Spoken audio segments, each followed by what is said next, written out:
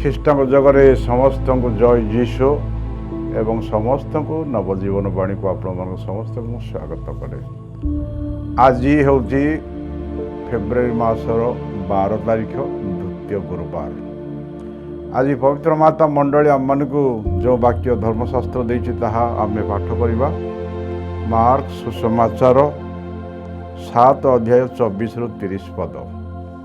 ଆସନ୍ତୁ ତେବେ ପାଠରେ ଏହି ପ୍ରକାର ଲେଖା ହେଇଛି। ସାଧୁ ମାର୍କ ଅନୁଯାୟୀ ସୁସମାଚାର ପାଠ ଅଧ୍ୟାୟ 7 ପଦ ସଂଖ୍ୟା 24ରୁ 30। ପାଠଟି ଏହି ପ୍ରକାର ଲେଖାଗଲା। ଯୀଶୁ ସେଠାରୁ ବାହାରି ଯାଇ ତୀର ଓ ସିଦୋନ ଅଞ୍ଚଳ ଯାତ୍ରା କଲେ। ସେ ଗୋଟିଏ ଗୃହରେ ପ୍ରବେଶ କଲେ ଏବଂ ତାହା କେହି ନ ଜାଣନ୍ତୁ ବୋଲି ଇଚ୍ଛା କଲେ, ତଥାପି ସେ ଅଜଣା ରହିପାରିଲେ ନାହିଁ। ଜଣେ ସ୍ତ୍ରୀ ଲୋକ ତାହାଙ୍କ ବିଷୟରେ ଶୁଣି ସେଠାକୁ ଆସି ପହଞ୍ଚିଲା। ତାର ଭୂତାବିଷ୍ଟ ଛୋଟ ଝିଅଟି ଥିଲା। ସେ ଆସି ତାହାକୁ ପାଦ ତଳେ ପଡ଼ି ପ୍ରଣିପାତ କରି କହିଲା। ସେ ସିରଫେନୀୟ ବଂଶର ଜଣେ ବିଜାତୀୟ ନାରୀ ଥିଲେ।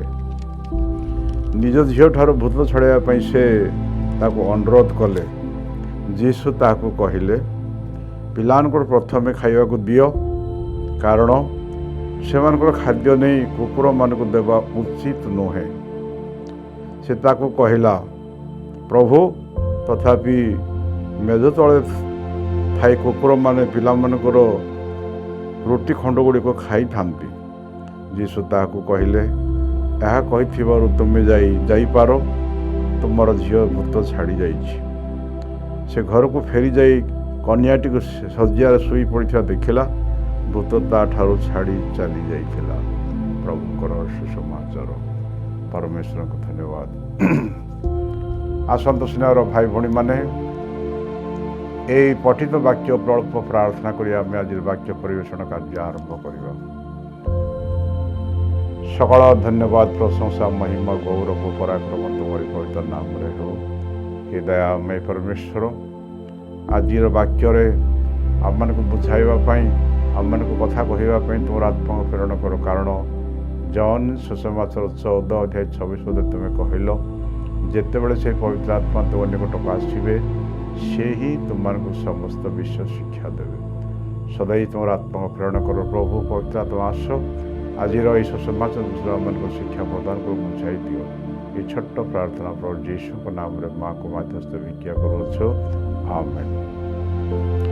ସ୍ନେହର ଭାଇ ଭଉଣୀମାନେ, ମାଥ୍ୟୁ ସୁସମାଚାର 21 ଅଧ୍ୟାୟ 22 ପଦରେ ଲେଖାଯାଇଛି, ପାଇବି ବୋଲି ବିଶ୍ୱାସ କରି ଯାହା କିଛି ମାଗିବ ନିଶ୍ଚୟ ପାଇବ।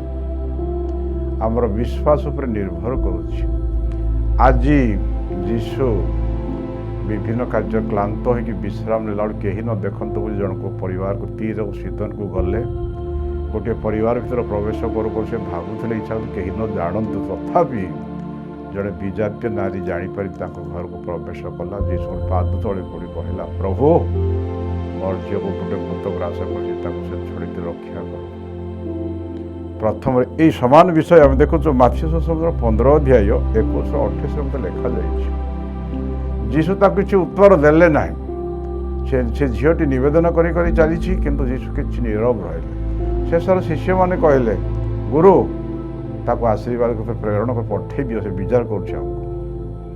ଯୀଶୁ କହିଲେ, ମୁଁ କେବଳ ଇସ୍ରାଏଲ ଜନତାକୁ ଉଦ୍ଧାର କରିବାକୁ ପ୍ରେରଣ କରାଯାଇଛି, ମୋତେ କରାଯାଇଛି।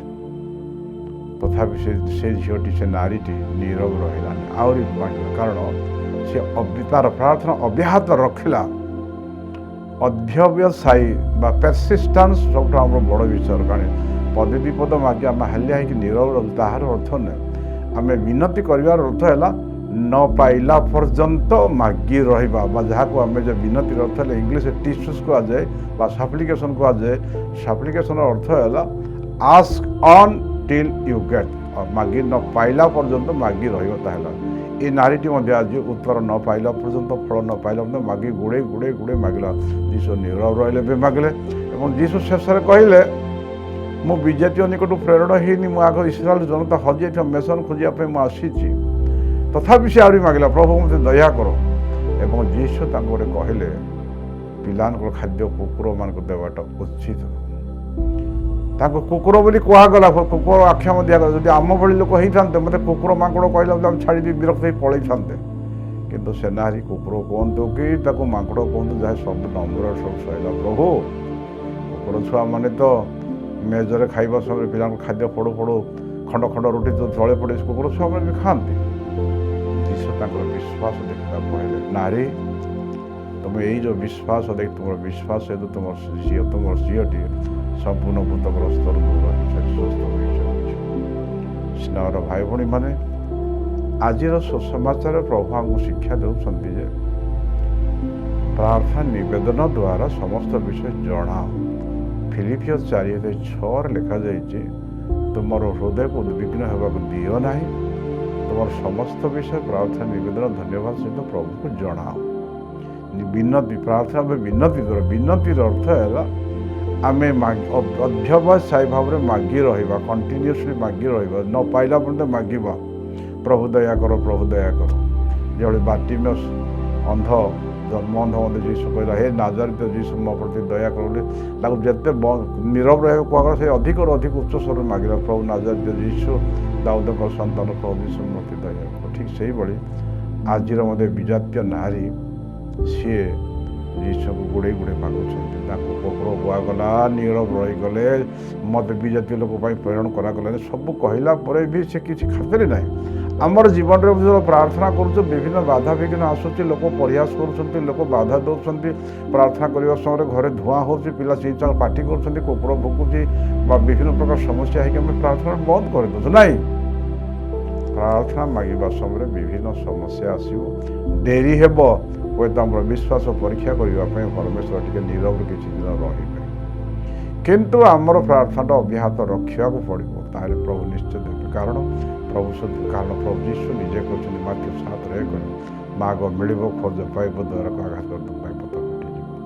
ଆଉ ମାର୍ଥିଉ 21:22 କହିଛନ୍ତି, ମୁଁ ପାଇବି ବୋଲି ବିଶ୍ୱାସ କରି ତୁମେ ଯାହା ମାଗିବ ନିଶ୍ଚୟ ମିଳିବ। ଯୀଶୁ ପୁଣି କହିଲେ, ଯୀଶୁଙ୍କ ନାମରେ ଯାହା ମାଗିବ ତାହା ପାଇବ ବୋଲି ପ୍ରଭୁ କହିଛନ୍ତି। ତେଣୁ ଏ ନାରୀକୁ ତାକୁ କୁହାହେଲା ଆଜି କୁକୁର ବୋଲି କୁହାଗଲା। କୁକୁରର ଅର୍ଥ ହେଲା ମଣିଷର ବିଶ୍ୱସ୍ତ ଠାରୁ କୁକୁରର ବିଶ୍ୱସ୍ତ ବହୁତ ଅଧିକ। ଜୁଦାସ ଯଦି ମନେକର କୁକୁର ଛୁଆଟି ହେଇଥାନ୍ତା, ହୁଏତ ଜୁଦାସ ବିଶ୍ୱାସଘାତ କାମ କରିନଥାନ୍ତା। କୁକୁରମାନଙ୍କୁ ଆମେ ବିସ୍କୁଟ ଖଣ୍ଡେ ଫିଙ୍ଗି ଦେଇଥିବା, ସେ କୁକୁର ଆମ ଚିର ବିଶ୍ୱସ୍ତ ରହିବ, ଆମେ ମରିଗଲେ ମଧ୍ୟ ସମାଜ ଯାଇକି ମାସେ ଖଣ୍ଡେ ପଡ଼ି ରହିବ, ସେ କେବେ ଧକ୍କା ଦେବନି, କୁକୁର ସେତିକି ବିଶ୍ୱସ୍ତ। ଆଜି ସେ ନାରୀକୁ କୁକୁର ବୋଲି କହିବାଟା, କୁକୁରମାନଙ୍କୁ ଉଦାହରଣ ଦେବାର ଅର୍ଥ ତାକୁ ଅପମାନ କରିବା ପାଇଁ କୁହାହେଇନି, ତାର ବିଶ୍ୱାସ ଦେଖି ଯୀଶୁ ପ୍ରଭୁ ଯୀଶୁ ତାଙ୍କୁ କୁକୁରର ଉଦାହରଣ ଉପମା ଦେଲେ। କାରଣ କୁକୁର ସବୁ ପ୍ରାଣୀ ଠାରୁ ଅଧିକ ବିଶ୍ୱସ୍ତ। ତେଣୁ ବେଳେବେଳେ ଆମମାନଙ୍କୁ କୁକୁର